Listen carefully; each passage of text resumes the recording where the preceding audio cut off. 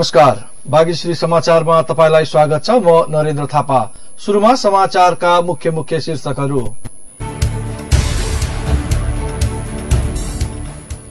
Corona virus COVID-19 रोकथाम तथा नियन्त्रणका लागि सरकारले गरेको लकडाउन अझै जारी।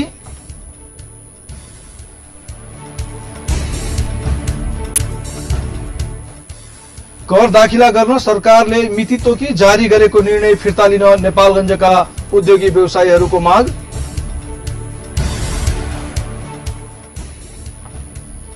नेपालमा कोरोनाबाट थप 1 जनाको मृत्यु, यो सँगै मृत्यु हुनेको संख्या 9 पुग्यो।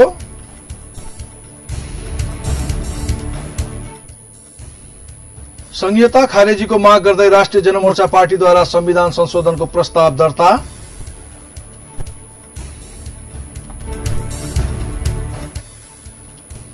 र एन्फाका अध्यक्ष शेर्पाको विवादास्पद अभिव्यक्ति छानबिन गर्दै मधेसी आयोग।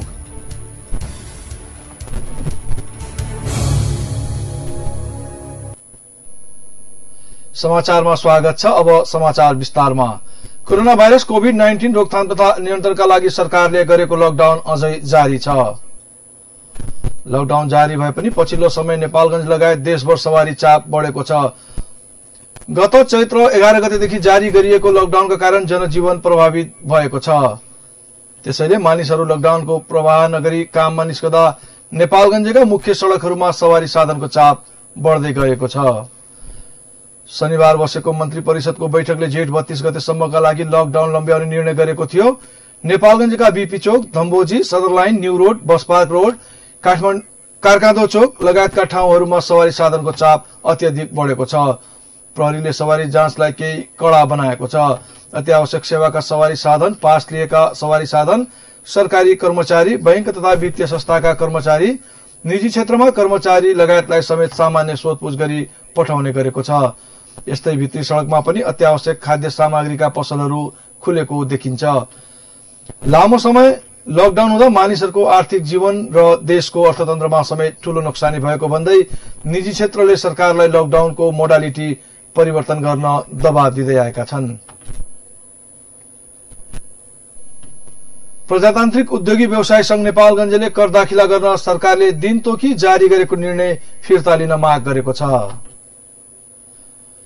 निर्णय फिर्ता लिन माग गर्दै संघले बुधबार आन्तरिक राजस्व कार्यालय नेपालगञ्ज मार्फत अर्थमन्त्रीलाई ज्ञापन पत्र बुझाएको छ।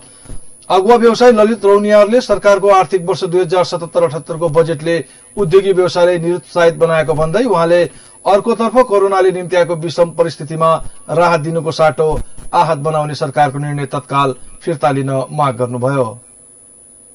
यो ज्ञापन पत्र हामीले अहिले नेपालगञ्ज आन्तरिक राजस्व कार्यालय बुझाएका छौं। नेपाल सरकारले जुन यो जेठ 25 गते बाध्यात्मक स्थिति जुन एउटा सूचना जारी गरेको छ, सम्पूर्ण उद्योगी व्यवसायहरूले कर चाहिँ 25 गतेसम्म नबुझाए ब्याज हर्जाना समेत लिने भनेर जुन सूचना जारी गरेको छ, त्यसको विरुद्धमा हामीले चाहिँ यो ज्ञापन पत्र दिएका हौं र सरकारलाई र अर्थमन्त्रीलाई आह्वान गरेका छौं कि कम्तीमा पनि अहिले विश्व यो कोभिड-19 को महामारीले गर्दा आक्रान्त छ र सम्पूर्ण उद्योग व्यवसायहरू चौपट भएको स्थिति छ। आर्थिक गतिविधि सम्पूर्ण बन्द छन्, ठप्प छन्।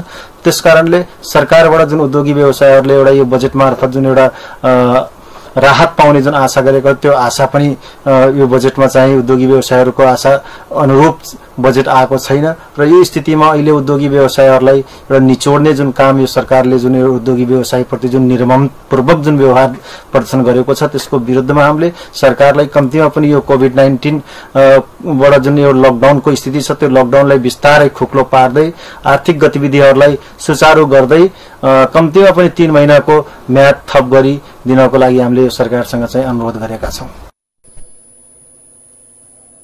सरकारले भनेको मितिमा कुनै हालतमा कर दाखिला गर्न सक्ने अवस्था नरहेको स्पष्ट पार्दै संघले सरकारले निर्णय फिर्ता नलिए चरणबद्ध आन्दोलन गर्ने चेतावनी दिएको छ। 3 महिनामा चल्दै गरेको लकडाउनले उद्योग व्यवसाय चल्न नपाई मारमा परेको र आफ्नो हैसियतमा बाँच्न सक्ने अवस्था समेत नरहेको दावी गर्दै संघका अध्यक्ष पुरुषोत्तम शर्माले त्यस्तो अवस्थामा उल्टो कर दाखिलाको ताकेता गर्नु आपत्तिजनक भएको उल्लेख गर्नुभयो। उहाँले 3 महिनापछि मात्र कर लिन सरकारसँग माग गर्नुभयो। यो 2 महिना 3 महिना जनतालाई थुनेर व्यवसायलाई थुनेर जुन किसिमले घरमा राखियो जुन किसिमले हाम्रा भएका उद्योग कल कारखानाहरू व्यवसायहरू धराशायी भए यसबाट हामीले कुनै पनि व्यवसायले उन्मुक्ति पाउने हिसाबले कम्तीमा पनि 3 महिना पछि राजस्व कर असुल्ने गरियो सरकारले। यो अहिले आएको जुन सरकारको वक्तव्य छ जुन व्यवसायलाई कर तिर्नै पर्छ भन्ने एक किसिमको उर्दी आएको छ, यसलाई तुरुन्त सरकारले सच्याउनु पर्छ। कम्तीमा पनि यो लकडाउनलाई खुकुलो गरी एउटा व्यवसाय उस्किने हिसाबले 3 महिनापछि व्यवसायीको यो राजस्व कर नतिर्ने उद्देश्य होइन, सकेसम्म त राज्यले व्यवसायीहरूका हरेक एउटा गार्जियनको हिसाबले हरेक पिरमरका हेरेर ब्याजका कुरा छन्, करका कुरा छन् हेर्नुपर्ने, त्यो पनि नसके कमसेकम अलिकति एउटा राहत हिसाबले 2-3 महिना टाइम दिनुपर्छ भन्ने हाम्रो प्रजातान्त्रिक उद्योग व्यवसाय संघको मान्यता छ। यद्यपि आन्तरिक राजस्व विभागले कर बुझाउने म्याद भने असार 7 गतेसम्म थप गरेको जनाएको छ। विभागले मंगलबार मात्र जेठ 25 गते भित्र कर तिर्नुपर्ने नभए जरिवाना लाग्ने सूचना निकालेको थियो। त्यसको चौतर्फी आलोचना भएपछि विभागले बुधबार नयाँ सूचना निकालेर कर तिर्ने समय बढाएको जानकारी दिएको छ। पर्यटकीय क्षेत्रको रूपमा विकास गर्न नेपालगञ्जमा रहेको वाटर पार्कको निर्माण कार्य तीव्र पारिएको छ। नेपालगञ्ज उपमहानगरपालिका वडा नम्बर 1 र वडा नम्बर 18 मा रहेको वाटर पार्क ताललाई पर्यटकीय क्षेत्रका रूपमा विकास गर्ने गरी निर्माण कार्यलाई तीव्र पारिएको हो। करिब 9 बिघा क्षेत्रफलमा फैलिएको सो ताललाई आन्तरिक पर्यटकहरूको गन्तव्यस्थलका रूपमा विकास गरिन लागि नेपालगञ्ज उपमहानगरपालिकाका प्रवक्ता तथा वडा नम्बर 1 का अध्यक्ष प्रमोद रिजालले बताउनुभयो।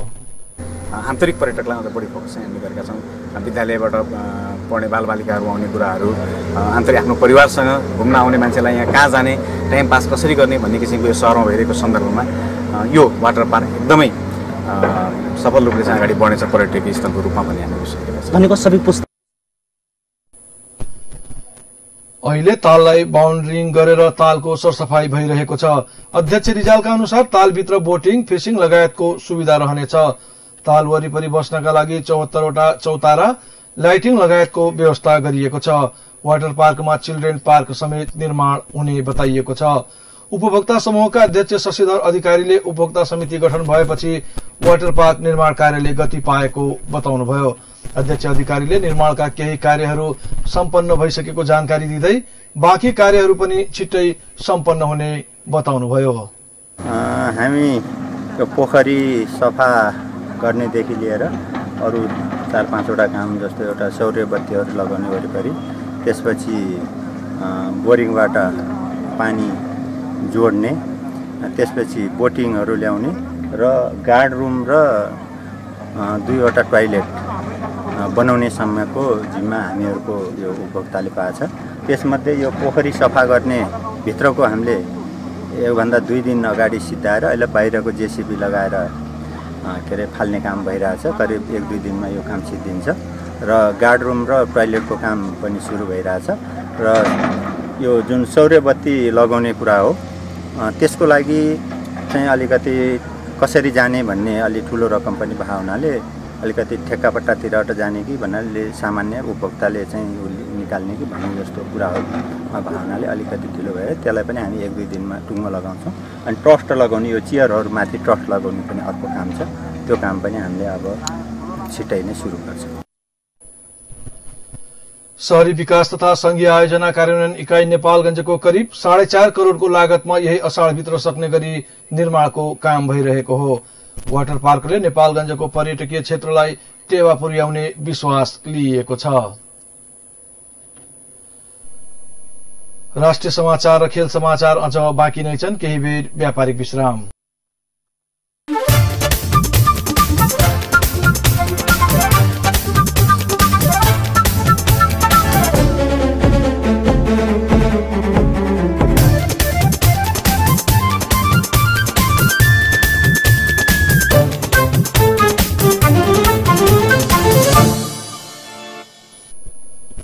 विश्रामपछि समाचारमा पुनः स्वागत छ। अब बाँकी समाचार।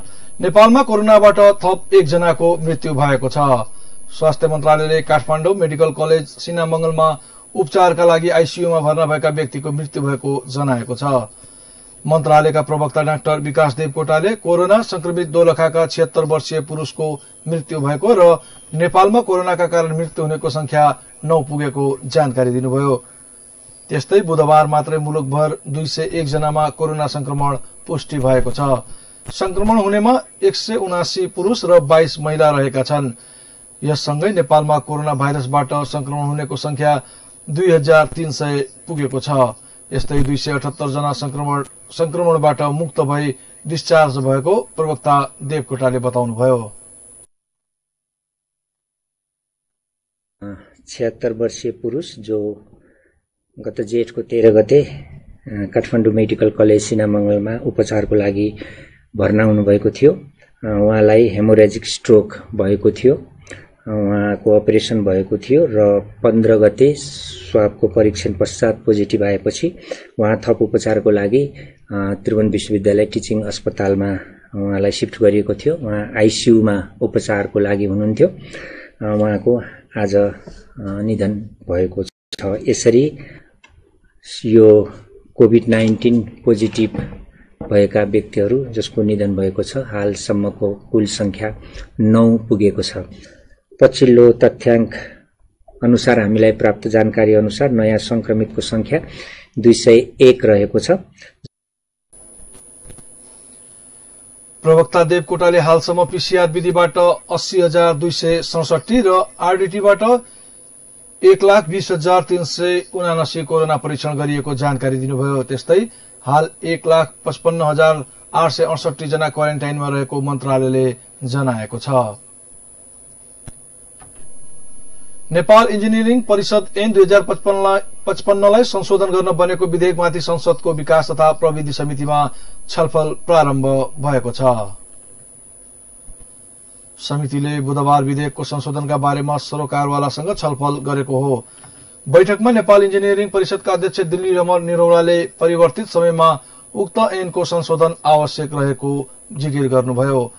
उहाँले ऐनलाई सरलीकृत गर्नुपर्ने पनि देखिएको बताउनुभयो। विश्वविद्यालयले इन्जिनियरिङको पाठ्यक्रम बढ़ाउँदा परिषदलाई पनि समावेश गराउनुपर्ने आवश्यकता रहेको उल्लेख गर्नुभयो। 4 वर्षे मिनेटसँगै प्राप्त भएको स्नातकको शैक्षिक प्रमाणपत्रको प्रतिलिपि पेश गरेकै भरमा हालसम्म इन्जिनियरिङ परिषदबाट लाइसेन्स तथा दर्ता नम्बर प्राप्त गर्ने प्रावधान रहेको छ। तर अब लाइसेन्स परीक्षा पास भएपछि मात्रै लाइसेन्स नम्बर दिने व्यवस्था अनिवार्य रहेको उहाँको भनाइ छ। इन्जिनियरिङ कलेज खोलिसकेपछि ल पहिले त एउटा सिभिल इन्जिनियरिङको 48 जनालाई खोल्छ।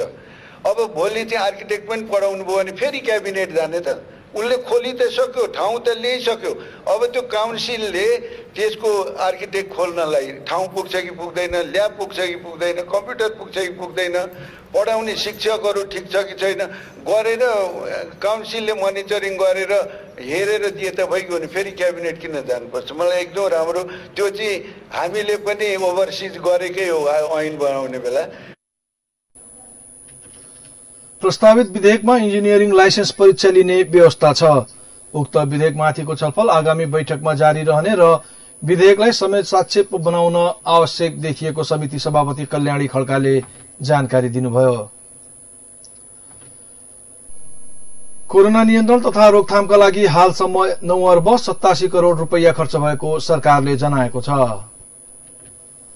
कोरोना रोकथाम तथा नियन्त्रण उच्च स्तरीय समन्वय समितिले कोरोनाको महामारी लगत्तै चीनबाट नेपाली विद्यार्थी स्वदेश ल्याएदेखि हालसम्म कोरोना नियन्त्रण रोकथामका लागि सामग्री खरिद, क्वारेन्टाइन निर्माण लगायतमा उक्त रकम खर्च भएको जनाएको हो। जसमध्ये केन्द्र तहबाट 6 अर्ब 3 करोड़, प्रदेश तहबाट 1 अर्ब 8 करोड़ र स्थानीय तहबाट अहिलेसम्म 2 अर्ब 76 करोड़ खर्च भएको समितिका प्रवक्ता एवं प्रधानमन्त्री कार्यालयका सचिव नारायण प्रसाद बिरालीले जानकारी दिनुभयो। कोरोना उपचार तथा नियन्त्रण कोषको कामका बारेमा पनि छलफल भएको बिरालीले उल्लेख गर्नुभयो। कोषमा भएका रकम कोरोना नियन्त्रण तथा रोकथाम, क्वारेन्टाइन तथा राहतका लागि पनि प्रयोग गरिने र हालसम्म 2 अर्ब 32 करोड़ रुपैयाँ जम्मा भएको उहाँले जानकारी दिनुभयो। बुधबार स्वास्थ्य क्षेत्रका विज्ञहरूसँग छलफल गरेको समेत उहाँले जानकारी दिनुभयो। विज्ञहरूको सुझावमा तह तह गरेर लकडाउन खुकुलो पारेर लैजाने सुझाव आएको बिराडीले जानकारी दिनुभयो।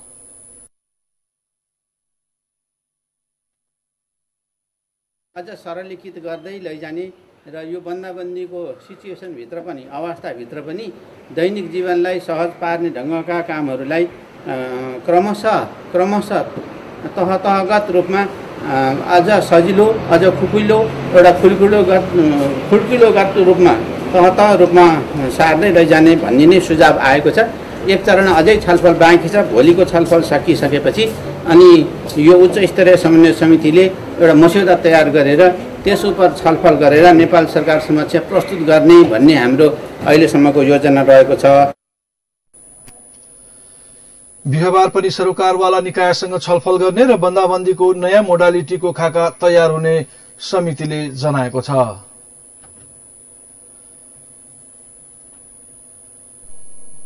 राष्ट्रिय जनमोर्चा पार्टीले संहिता खारिजको माग गर्दै संविधान संशोधनको प्रस्ताव दर्ता गरेको छ।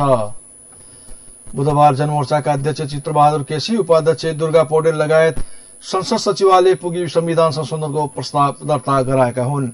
नेपालको संविधान 2072 मा उल्लेखित संहिता सम्बन्धी सबै प्रावधान हटाउन प्रस्ताव दर्ता गरेको अध्यक्ष केसीले बताउनुभयो। नेपालको संविधानमा रहेका समावेशिता, समानुपातिक प्रणाली, धर्मनिरपेक्षता, गणतन्त्र जस्ता विषयलाई आफ्नो पार्टीले समर्थन गरेको, तर संहिताले देशको राष्ट्रियता कमजोर हुँदै गएकोले संशोधन प्रस्ताव लैजान लगिएको अध्यक्ष केसीको भनाइ छ। केसीले संहिताका कारण जनतालाई चर्को बोझ परेको भन्दै यसलाई खारेज गर्नुको विकल्प नरहेको उल्लेख गर्नुभयो। पिछडिएको, गरिब भएको, कमजोर भएको एकात्मक शासन कारणले होइन। त्यसकारणले संघात्मक शासन प्रणालीले नेपालको चाहिँ समस्या समाधान गर्न सक्दैन। त्यसकारणले प्रजातान्त्रिक विकेन्द्रीकरण गरौँ, एकात्मक सामन्ती र भ्रष्ट केन्द्रीकृत शासनको अन्त्य गरौँ, स्थानीय निकायलाई चाहिँ नि अब बलियो बनाऊँ, उनीहरूलाई चाहिँ अब मौलिक अधिकारको चाहिँ व्यवस्था गरौँ। अहिले नेपालको सन्दर्भमा चाहिँ केन्द्र र स्थानीय निकाय मात्रै उपयुक्त छ। प्रदेशको यो भार राष्ट्रले थेक्नै सक्दैन। उहाँले आफूहरू नेपालको संविधानमा रहेका निशान चिन्ह संशोधनको पक्षमा रहेको भन्दै आफूहरूको संशोधन प्रस्ताव सदनमा पेश हुनुपर्ने बताउनुभयो। जनमोर्चाको प्रस्ताव दर्ता नम्बर 3 रहेको छ। अन्तर्जातीय प्रेम सम्बन्धका विषयमा रुकुमको चौरजारी नगरपालिका 8 सोतीमा भएको घटनाको दोषीलाई हदैसम्मको कारवाही गर्नुपर्ने भन्दै जनता समाजवादी पार्टीले बुधबार काठमाडौँमा प्रदर्शन गरेको छ। रुकुमको चौरजारी नगरपालिका 8 सोतीमा जाजरकोटको भेरी नगरपालिका 4 का दलित युवालाई गाउँलेले लखेटेपछि भेरी नदीमा परेर मृत्यु भएको घटनाको दोषीलाई कड़ा भन्दा कड़ा कारवाही गर्नुपर्ने भन्दै सो पार्टीले काठमाडौँको माइती घरमा प्रदर्शन गरेको हो। प्रदर्शनमा समाजवादीका तमुवान, किरात, शेर्पा, तामसालिङ, खसान, थरवट लगायतका वर्गीय संगठनको सहभागिता थियो। उनीहरूले रुकुम काण्डका जातीय नरसंहारहरूमाथि हदैसम्मको कारवाही गर्नुपर्ने भन्दै केही बेर धरना समेत दिएका थिए। त्यस्तै जघन्य अपराधलाई राजनीतिक आडमा ढाकछोप गर्न नहुने भन्दै उनीहरूले नाराबाजी समेत गरेका थिए। गत ज्येष्ठ 10 गते साँझ भएको घटनाको भेरी नगरपालिका 4 का नवराज विक, गणेश बुढा मगर र चौरजारी नगरपालिका 1 का टीकाराम सुनार, भेरी नगरपालिका 11 का गोविन्द शाही, लोकेन्द्र सुनार र भेरी नगरपालिका 4 का सन्दीप विकको मृत्यु भएको थियो। घटनाको अनुसन्धान गर्न सरकारले पनि छानबिन समिति बनाएको छ।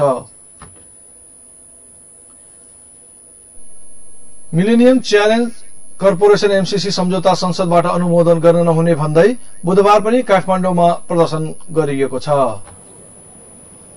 काठमाडौँको माइतीघर मण्डलामा केही युवा तथा विद्यार्थी संगठनले एमसीसी खारेज गर्न माग गर्दै चर्का नारा लगाउँदै विरोध प्रदर्शन गरेका हुन्।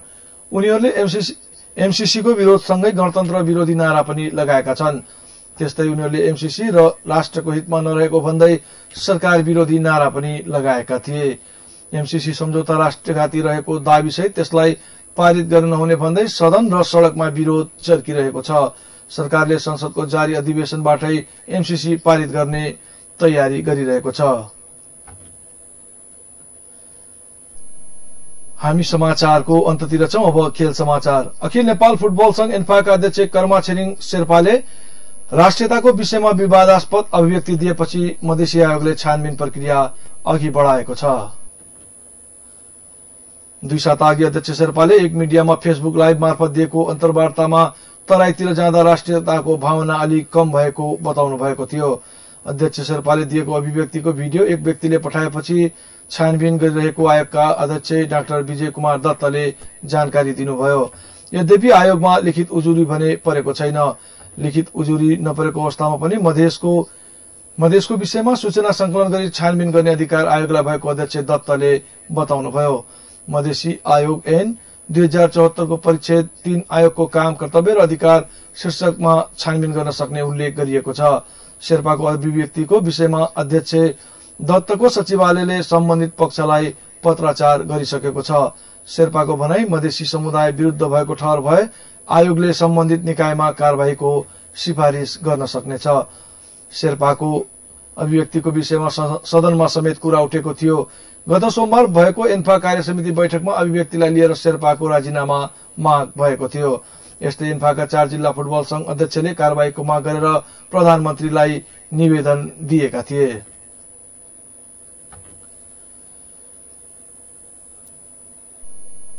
अहिलेलाई बागेश्वरी समाचार सकिएको छ। समाचार सक्नुअघि प्रमुख समाचारका शीर्षकहरू पुनः एकपटक।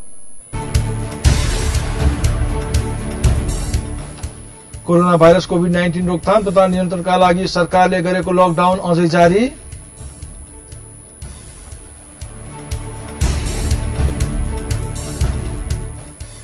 कर दाखिला गर्न सरकारले मिति तोकी जारी गरेको निर्णय फिर्ता लिन नेपालगञ्जका उद्योगी व्यवसायीको माग।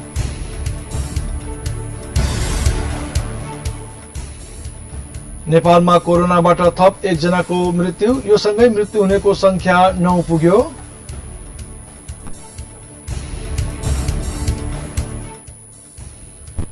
संघीयता खारेजीको माग गर्दै राष्ट्रिय जनमोर्चा पार्टीद्वारा संविधान संशोधनको प्रस्ताव दर्ता।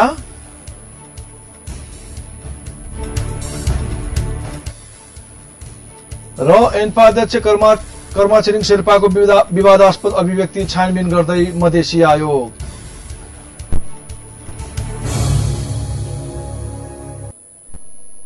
हवस् त बागेश्वरी समाचारबाट म नरेन्द्र थापा बिदा हुन्छु। घरमै बसौं, सुरक्षित रहौं, हेर्दै गर्नुहोस् बागेश्वरी टेलिभिजन। नमस्कार।